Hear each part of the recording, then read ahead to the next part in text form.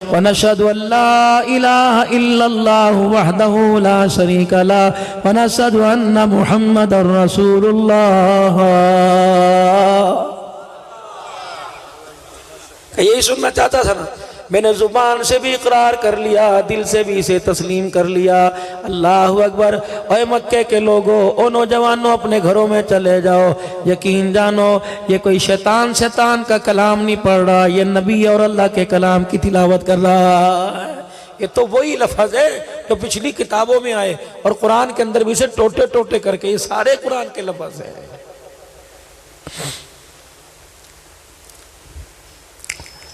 उमैया अबी बिन खल्फ अपने भाई उमैया बिन खल्फ को मेरे अजीजों साथ लेके आ गया। हुजूर रहमत आलम सल्लल्लाहु ताला अलैहि वसल्लम हरम के अंदर हैं और ये कलाई हाथ की हड्डी लेके आ गया किसी मुर्दा इंसान की। ये दोनों भाई बड़े मुसद्दिद थे। हज़रत बिलाल बड़े बड़े तशद्दुद करने वाले थे। हज़रत बिलाल रज़ी अल्लाह ताला अन्हु पर तो इतना जुल्म किया, हज़रत बिलाल रज़ी अल्लाह ताला अन्हु को जहाँ तक हो सका ये सताया करते थे। एक भाई हज़रत बिलाल की सीने पर चट्टान रखता, दूसरा उस चट्टान के ऊपर छलांगे मारा करता था। बिलाल रोया करते, कहते बिलाल अपने रब को बुला, तेरा रब अब कब मदद लेके आएगा।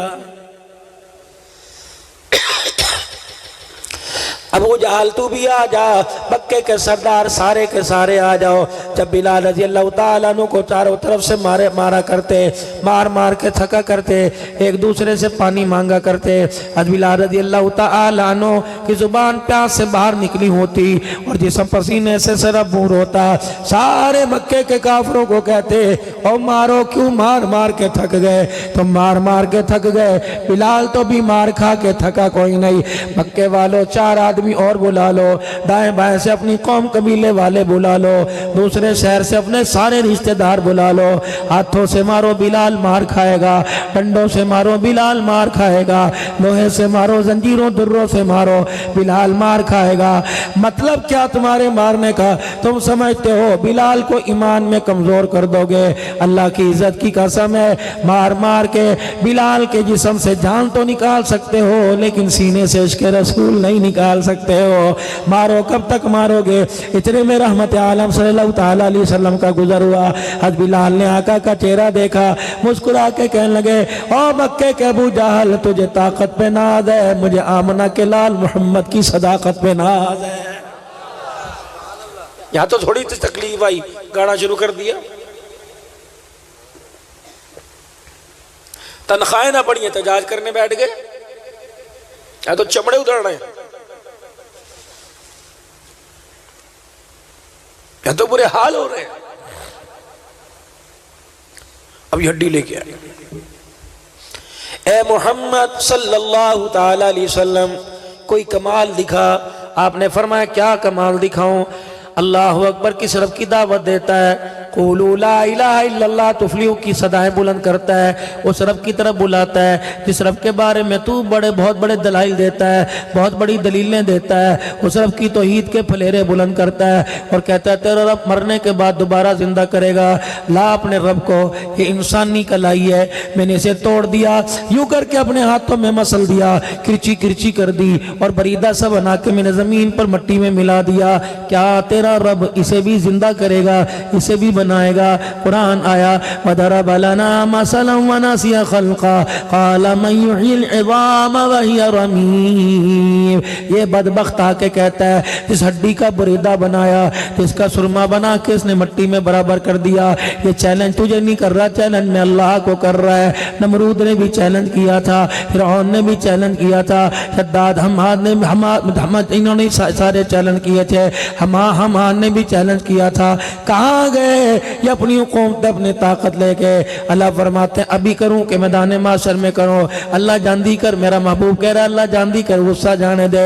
या फिर महबूबा इसको कह दे। ये कहता है इतनी बड़ी हड्डी बनाएगा, मुझे मेरी किबरियाई की कसम है, कुल युह्यीहा अल्लज़ी अंशाहा अव्वल मर्रा व हुवा बिकुल्लि खल्क़िन अलीम। जैसा बनाया था तोड़ के रख दिया, वैसा बना के दिखाऊंगा। इधर आ, इधर आ, जा जा मुंह की खा के जा, इतने बड़े हाथ की कलाई की हड्डी की बात करता है, इतनी बड़ी गट्टे से लेके कोने तक की बात करता है। इतनी बड़ी हड्डी बनाना मेरे लिए कौन सी मुश्किल बात है। चैलेंज ना कर, बला कादिरीना अला अन नुसव्विया बनाना, ये तो इतनी बड़ी हड्डी की बात है। कयामत के दिन बनाने पर आया तो तेरी उंगलियों के पोरों की लकीरें भी बना के मैं तुझे दिखाऊंगा। खोल खोल के तो अल्लाह का कुरान सब कुछ बयान कर रहा है। अंग्रेजी जानना मुश्किल है, चाइनीज जुबान मेरे अजीजों, चाइना के वीजे आ गए, लोग सारे चाइनीज सीखने लग गए। फ्रांस के वीजे आ गए, लोग फ्रांसी जुबान सीखने लग गए। और मेरे अजीजों, जन्नत के वीज़े हर जुमे में बढ़ते हैं। जन्नत के वीज़े मेरे प्यारों, मक्के मदीने की आमद के वीज़े, जन्नत के वीज़े हर रोज़ रोज़ाना तबलीगी जमात 6 नंबर बयान करती है, दरसे कुरान दी जाती है, दरसे हदीस होता है, मस्तूरात के मजमे के अंदर माएँ बहनें बयान करती हैं। रोज़ाना जन्नत के वीज़े बढ़ते हैं। जन्नत की ज़ुबान याद करने को तैयार कोई नहीं। अल्लाह इस कुरान के, अल्लाह इस ज़ुबान के बारे में कह रहा है, मेरे अजीज़ों, जितना बड़ा पढ़ा लिखा होगा, 5-5 हज़ार मेरे अजीज़ों 1 महीने की फ़ीस लेगा। 6 महीने में मैं आपको इंग्लिश कोर्स करा दूंगा, 6 महीने में मैं आपको चाइनीज कोर्स करा दूंगा। अल्लाह फरमाते हैं, मदरसे मैंने कायम कर दिए, इदारे मैंने कायम कर दिए, अपने बंदों के सीनों में कुरान पाक महफूज करके मैंने मसनदों पर बिठा दिया। ओए लोगों, अंग्रेजी सीखना, फ्रांसीसी सीखना, चाइनीज सीखना मुश्किल है। वलक़द यस्सरनल कुरान लिज़िक्रि फहल मिन मुद्दकिर, मैंने हर के लिए, बड़े के लिए, छोटे के लिए, अंधों के लिए, आंखों वालों के लिए कुरान को आसान कर दिया। कोई है जो इसे आके सीखे? अल्लाह, अगर मैं सीखने का इरादा करूं, फरमाया मेरा बंदा, कदम उठाना तेरा काम है, तेरे सीने को कुरान की संदूकड़ी बना देना मैं खुदा का काम है। आ तो सही। कोई दुनिया के अंदर कोई ऐसा निसाब नहीं, कोई ऐसी तालीम नहीं, कोई ऐसा सिलेबस नहीं। बीमार हो गए, स्कूल से छुट्टियां कर ली, बच्चे दूसरी क्लास वाले आगे चले गए, पीछे सिलेबस रह गया। कोई एकेडमी ज्वाइन कर लो, कोई आप एकेडमी चले जाओ, कोई ट्यूटर घर के अंदर रख लो, कोई ट्यूशन सेंटर में चले जाओ, ताकि दिन रात पढ़ो, आपको सुबह शाम पढ़ना पड़ेगा, ताकि जो आपका म्याद रह गया, ये रह गया, या आपको मुकम्मल करना पड़ेगा।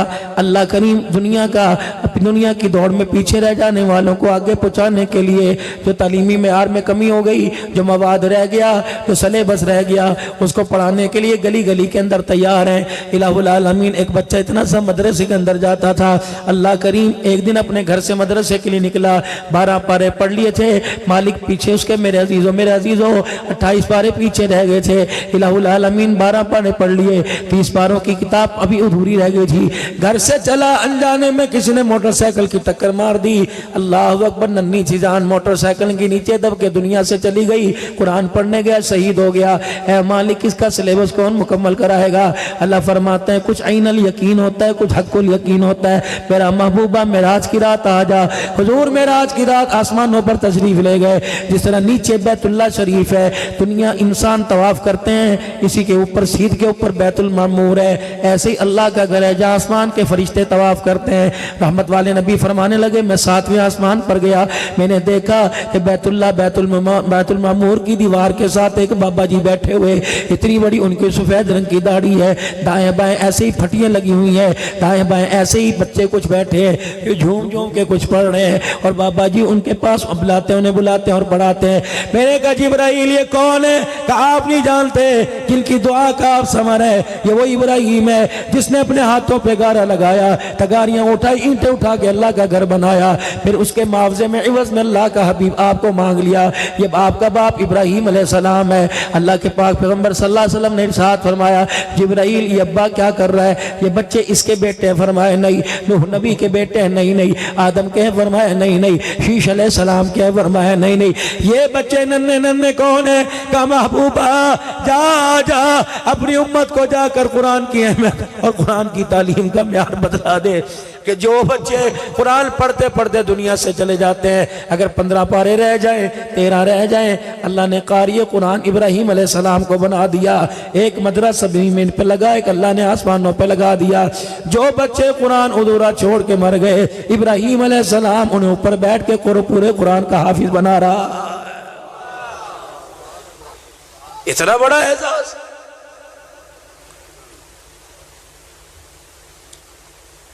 मौली जी मेरे लिए दुआ कर दो, मैं नमाज नहीं पढ़ता। मौली साहब मेरे लिए दुआ कर दो, बदनी गाई है। मौली साहब मेरे लिए दुआ कर दो, अल्लाह अकबर, नमाजों में, दीन के कामों में दिल नहीं करता। कितनी बदनसीबी की बात है, कोई आके कहता ही नहीं मौली साहब मेरे लिए दुआ कर दो, मैं कुरान नहीं पढ़ता। ओए लोगों, जिस तरह नमाज का छोड़ना गुनाह है, कुरान का छोड़ना भी गुनाह है। कुरान का न जानना कबीरा गुनाह है, और कुरान जानने की कोशिश न करना उससे बड़ा कबीरा गुनाह है। ए अल्लाह, मेरे जवानों को, मेरे वीरों को, 60-50 साल के मेरे बुजुर्गों को अल्लाह तौफीक दे दे। मेरे अजीजों, इशा की नमाज 7 बजे हो रही है, फजर की नमाज 6-6:15 बजे हो रही है। 11 घंटे की रात है। नमाज पढ़ने के बाद तबलीग के काम में भी मेरे अजीजों डिस्टर्बिंग पैदा ना हो, तबलीग के काम के मिजाज के खिलाफ ना हो। फिर तालीम का हल्का लगा लो, फिर तालीम वालों से भी कह दो आ जाओ। मौलाना कारी साहब, इस मस्जिद के इमाम साहब, आधा घंटा तमाम बालगान को कुरान पाक पढ़ाएंगे। रब्बे अकबर की कसम, चिट्टी दाढ़ी वाला जब नूरानी कैदा लेके बैठेगा, अली बाता सा पर उंगली वो रखेगा, अर्श वाले को इसकी चिट्टे बालों पर अल्लाह अकबर तरस आ जाएगा। जब मालिक को प्यार आ गया तो अल्लाह तेरे मेरे बिगड़े काम बना देगा। मेरे वीरा, अगर कुरान पाक पढ़ना नहीं आता, खोलना तो आता है, देखना तो आता है। बुजुर्गो, अल्लाह का वास्ता, रोजाना नाश्ते को हाथ बाद में लगाया करो, खाना बाद में खाया करो। पहले अल्लाह रैब किताब खोल के बैठ जाया करो, और कभी सीने से लगा लिया, कभी होंठों से लगा के बोसा दिया, 2 मिनट सीने से लगा के आंखें बंद करके बैठे रहे।